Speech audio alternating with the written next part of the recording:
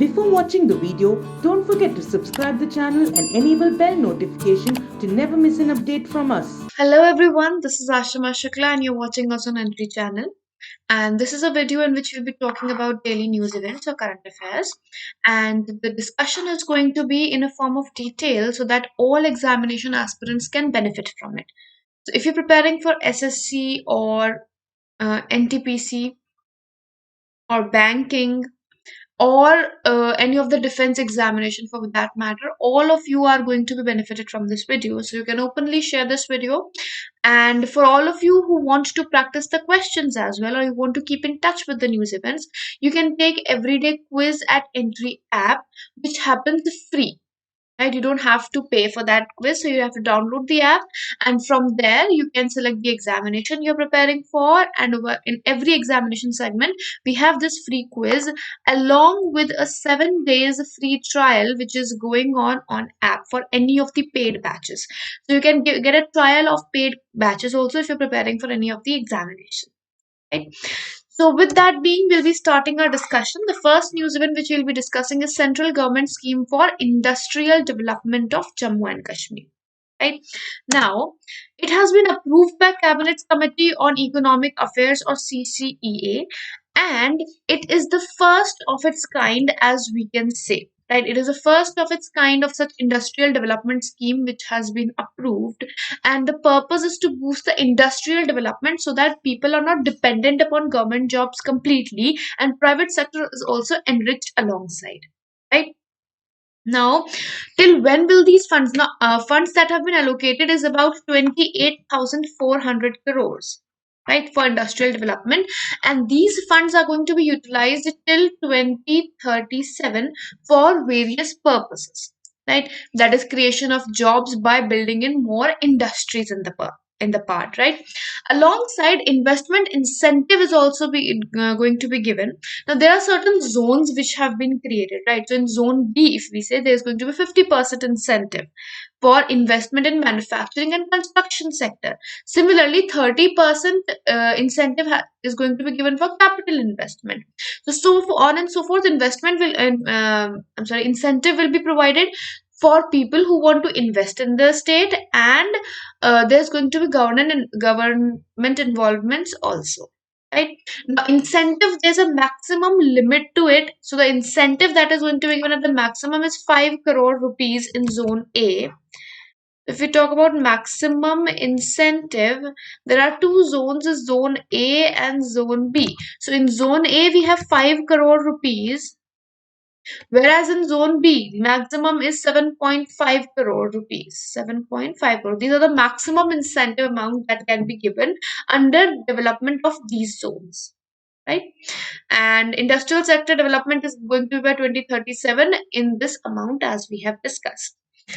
Then comes Rewari Mother Freight Corridor section. Now this is under Western Dedicated Freight Corridor, which will be running for 227 kilometers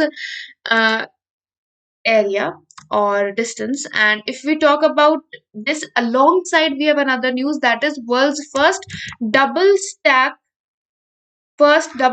long haul 1.5 kilometer. Now this container train runs from Ateli in Haryana to New Kishanganj in Rajasthan, whereas Rewari Mother station runs or is situated between Haryana and Rajasthan. Right now, if we talk about Rewari Mother freight corridor section, it will increase the we can say, enhance the connectivity by at least 70% of freight trains will be transferred to this network, and via transferring, the speed of this network or the amount with which this scheme these freight trains connect the places is going to be benefited.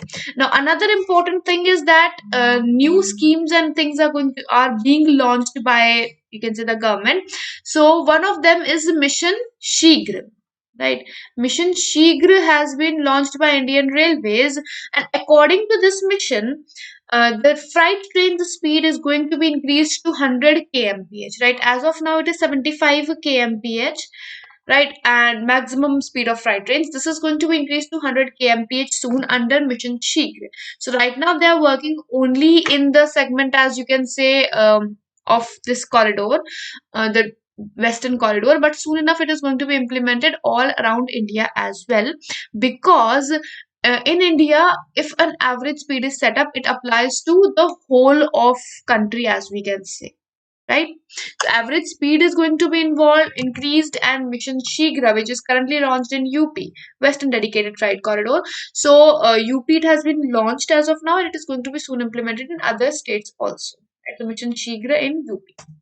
Then we have RBI, which has formed Academic Advisory Council. So this has been formed under the former Deputy Governor N.S. Vishwanathan for all the supervisory colleges, right?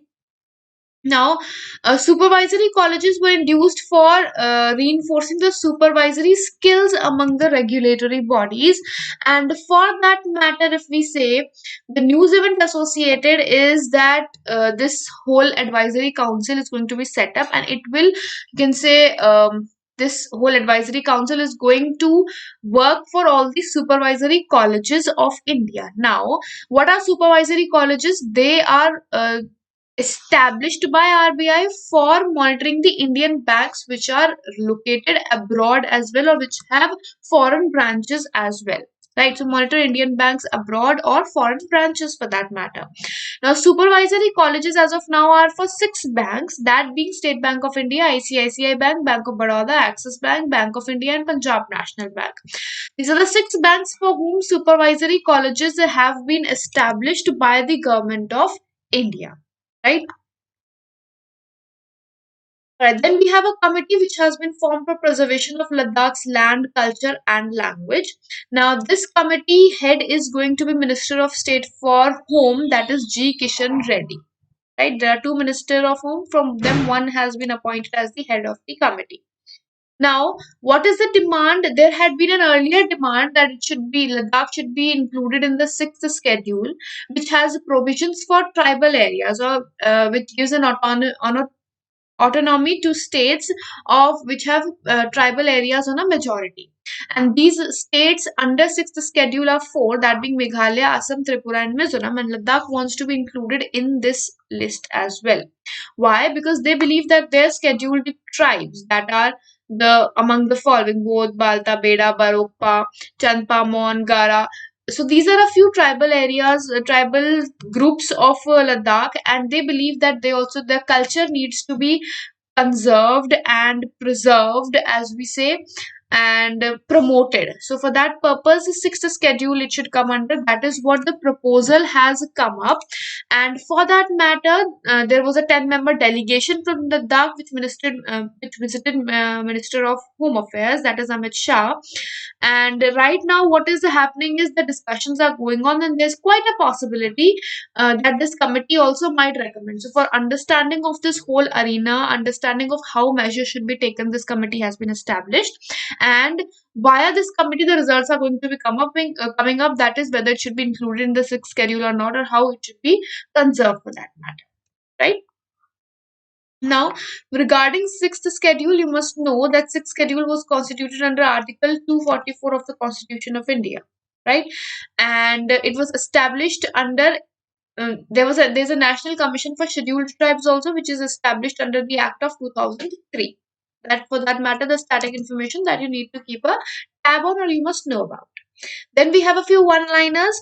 Now we'll be talking about a few news events in one line. That being, Education Minister Ramesh Pokhriyal Nishank has inaugurated a virtual international Akhand conference, which is EduCon. Now the theme is important. The theme is envisioning education for transforming youth to restore global peace. And who is the organizer? That is Central University of Punjab and Global Educational Research Association.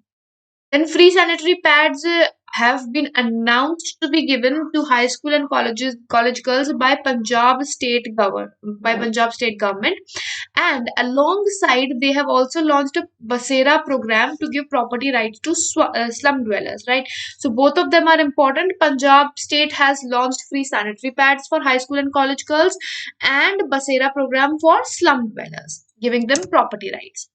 Then we have Justice Hima Kohli, who was sworn in as the Chief Justice of High Court of Telangana. And then we have fashion designer Satya Paul, who passed away recently, and he launched the first sari boutique in India. That is India's LFR. LFR is the first sari boutique of India, and it was launched by Satya Paul. So if it is asked that what was Satya Paul famous for, that was a sari. For the Indian attire, if it is asked, it is sari. Then Pakistan has recently test fired its rocket by the name Fatah 1, and Fatah 1 has a maximum range of 140 kilometers. Right, the test firing has been successful by Pakistan government.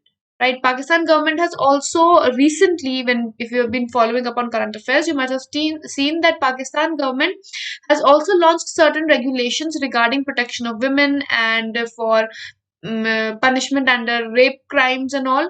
So for that matter also, it is very important for taking up such a decision and allowing the creation of the register for that matter, right?